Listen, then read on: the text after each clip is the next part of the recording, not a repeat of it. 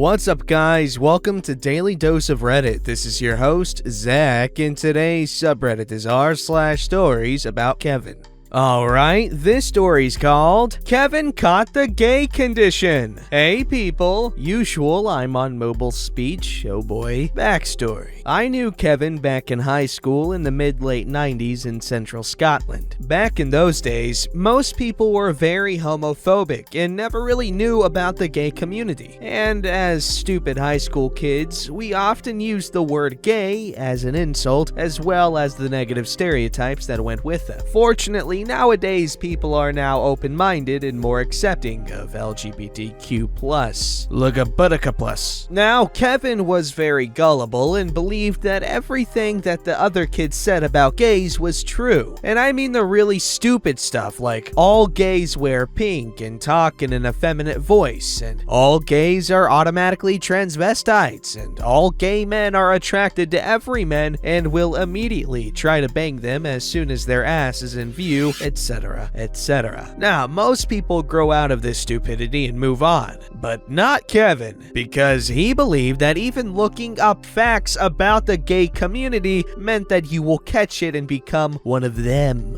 You heard that right, people. He thought it was a disease. Now to the story. 10 years after leaving high school, I'm walking down a Main Street shopping district and I see this big pink one-man pride march waddling towards me in high heels, a feather boa, huge sun hat, skin-tight yoga pants, and big sunglasses. Everything he was wearing was pink. He was also wearing lipstick and had his nails done. I'm then stunned when this giant ball of cotton candy started talking to me in the fakest, over-effeminate voice I had ever heard. This guy sneezed glitter. He was so gay. Here's the cast. What? Sorry, that took a minute to hit me. Here's the cast. There's me, Kevin, which is himself, Bouncer, or Steve. Bouncer Steve. Kevin in a very loud and camp voice. Happy, how are you, darling? Oh, it's been ages since I've seen your sweet face. Do I know you? It's me, Kevin, or Karen as I go by now. Kevin, did you lose a bet or something? What's with the getup? Now, Kevin usually wears workout clothes or expensive jeans and a t-shirt. Oh, I'm just being me.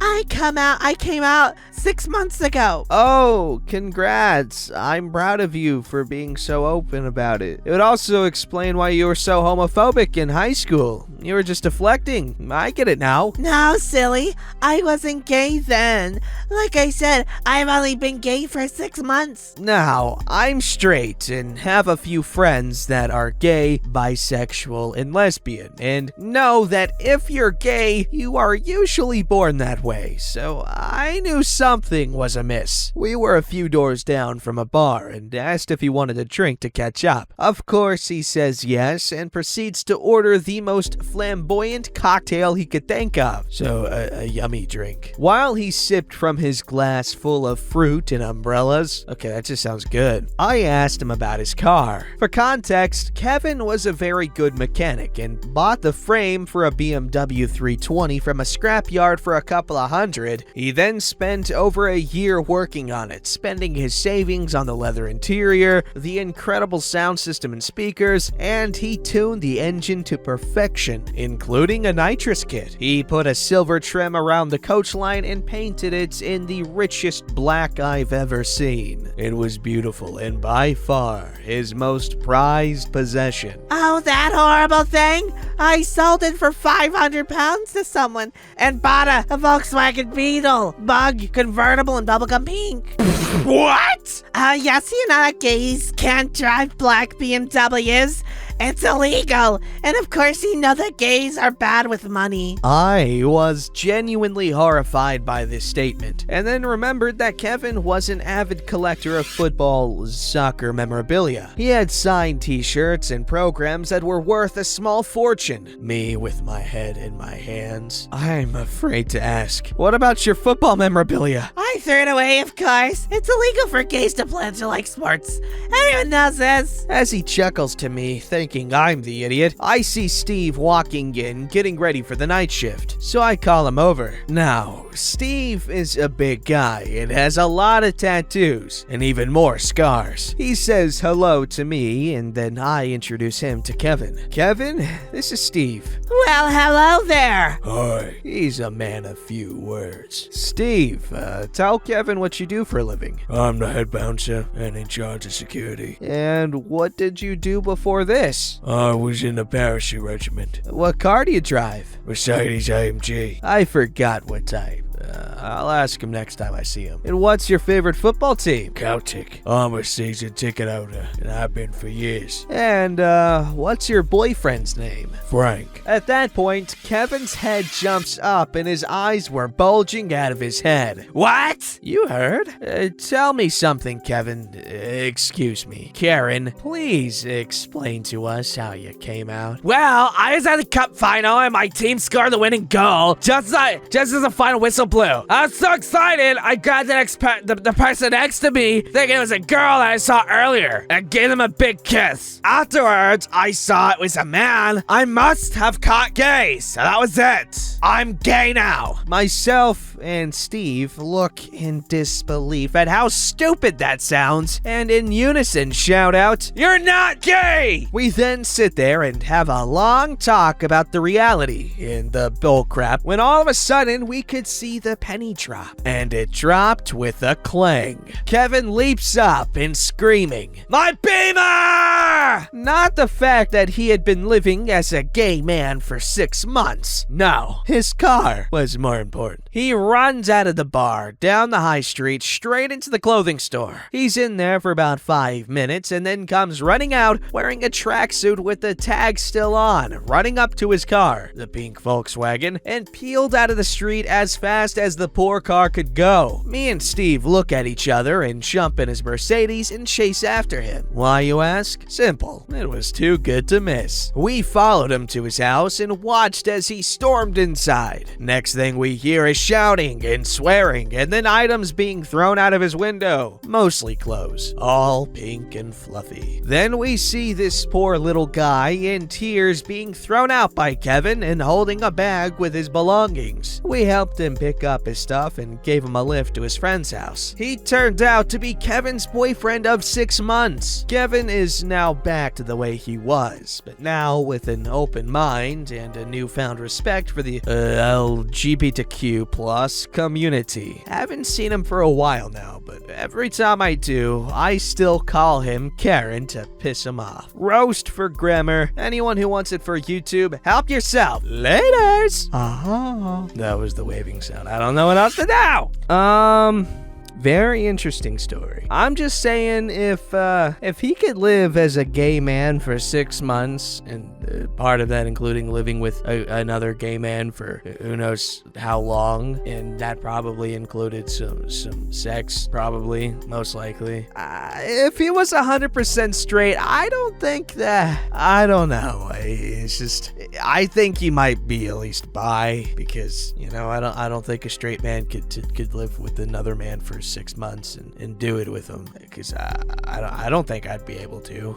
Okay, regardless, cool story. I'm glad you shared it. I'm just very grateful that we have such a large community of people to share amazing experiences that they've had, 100% without a doubt. This story's called I Work at Home Depot. The customers here, who I mercifully don't interact with for very long, have convinced me that Darwin didn't know crap. Fair warning before we start, I can be vulgar. If you don't like vulgarity, I won't be offended. If you skip right over this post, I will be. Alright, with that out of the way, let's set the stage. As a retail worker, I interact with a lot of people, and statistically speaking, you'll run into Kevins at some point. The unusual thing, however, is the clockwork regularity with which it happens. Since they're all mostly one-off experiences, I will introduce you all to the endless horde of Kevins that continue stealing oxygen from functional exceptional life forms. An employee of a company that we contract with, staying vague for obvious reasons, decided to shoplift from the store he went to work at. You know, the location that can easily give the cops his bank info, social security number, and current home address. On my day off, while I was buying supplies for a project, I was accosted for help. I said no and was called the N-word. I may have a varied ethnic background, many groups of which have effective racial slurs against them, but I'm not black, nor do I have particularly dark skin. Elderly pair of women said they would call President Donald Trump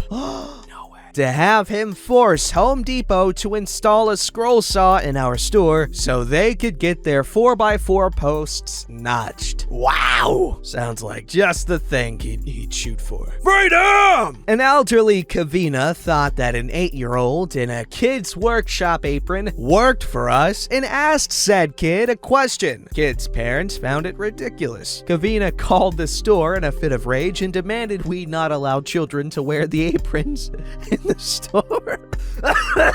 What? The same freaking day as above! Another customer thought a kid in the apron worked for us and threatened to call the Department of Labor to report us for child exploitation. Hot poggers. Kevin, around 50 years old, was holding 2 packs of spec screws in clear front plastic containers. Screws inside clearly visible. Upon seeing me, he holds both boxes up to me and asks if the 8 by 1¼ inch screws are bigger than the 8 by 1 inch screws. I declined to answer. We had a regular that we called Methamphetamine Mickey in the break room. He would come in nightly at 5 minutes to close, clearly tweaking, and buy hundreds to thousands of dollars worth of product. When the actual owner of the credit card he was using came into the store to explain the fraud and talk with account services, he was back in the store that night, this time shoplifting since the card no longer worked. Numerous people have asked me if the batteries that come in the drill starter kits will fit the drills in the same box. Kevin, remodeling his house, brings in plans so I can order the windows it calls for. He begins telling me how he's changed the window sizes and layout from what the plans and material sheet call for, and can't fathom why I can't just go by what the plan says. Tons, and I mean thousands upon freaking thousands of students who won't take copying your dorm key as a literal crime as a good explanation for why I won't do it. I've been threatened with blackmailing from local businesses, legal action, losing my job, and even some violence, though the last one has only happened once. Kevin and his wife, both retirement age, stood in front of the bathrooms and couldn't figure out which was the men's room and which was the ladies' room. The rooms are labeled clearly. A Latina lady I was trying to help was looking for a 20-foot creosote pole and a meter box so the power company would hook up her power. She didn't speak English and my Spanish is barely passable. So when she asked me if the small box with the meter box in it had the pole in, I assumed I had mistranslated what I was saying. One trip to my bilingual coworker later, we determined that no, she just had no concept of how big 20 feet was, even after we gave her a physical demonstration with a tape measure. Yikes. Sounds like a fun place to work though. If you've got like, I don't know, like a drink selling station somewhere. I don't know, something about Home Depot just makes me so incredibly thirsty. You have no idea. It's just seeing all the tools and like all the just hardware stuff. It's like, oh man, I can already feel the work and the sweat and I need some drinks, man. Yeah. But they never have any when I want them. So any hardware store owners, sell some drinks. You'll make a bit of money maybe. Especially if I go there, then I'll buy at least 1 or 2 drinks maybe. Maybe one, at least one, maybe. I don't want to make promises. This story's called Kavina Comes for Coffee. I have the pleasure of knowing a Kavina,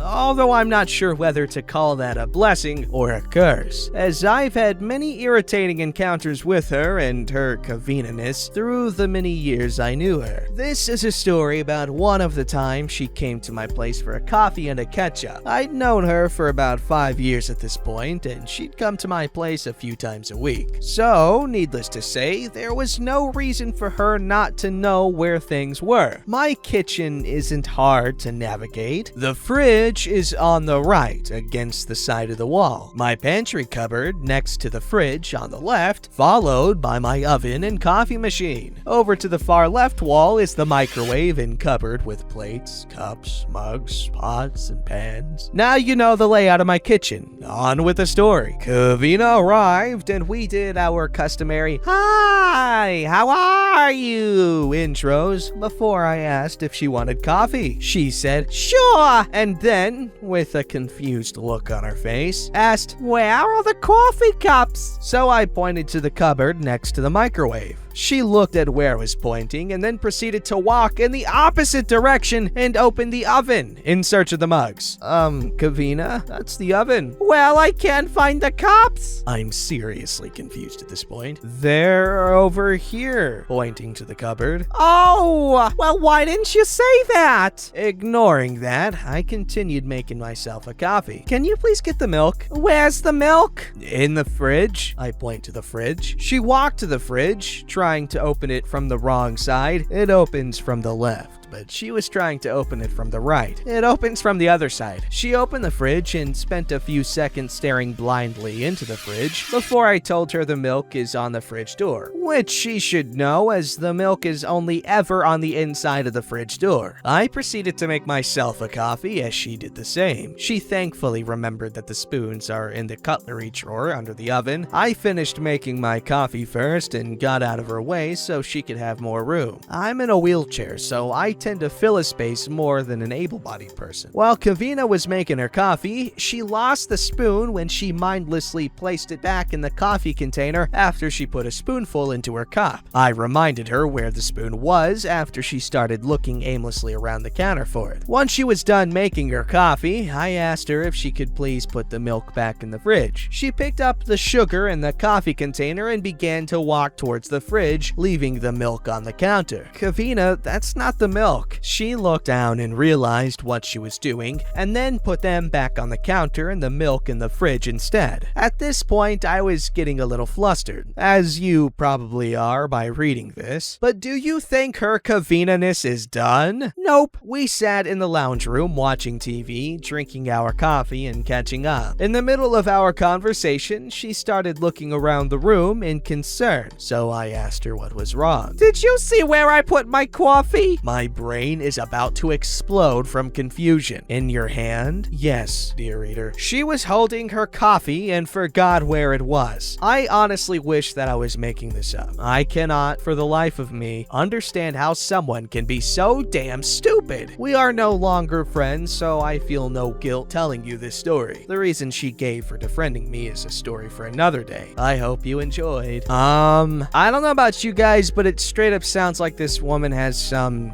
I don't know, some neurological problems going on up in there, because I 100% have seen people with neurological issues do stuff like this, and I don't know, this type of behavior is very consistent with neurological issues. And I'm looking through the comments and I'm seeing someone say, "Oh yes, definitely has auditory and visual processing problems," and they're like, "Oh, I have a kid like this, so make sure you take it easy with Kavina here. I mean, for all we know, she could have done something horrible, but we don't, so." Kevin ignores the doctors. I don't know this Kevin personally. He was diagnosed with COVID-19 last week, and he's already trying to get back to work. He's pumped full of steroids, so he feels invincible. The worst has yet to come for this Kevin. You'll probably end up much worse off. Yikes. Yes, make sure you stay put if you have the Modelo virus. Seriously, consider it. Don't forget to like, subscribe, and hit that bell to never miss an episode.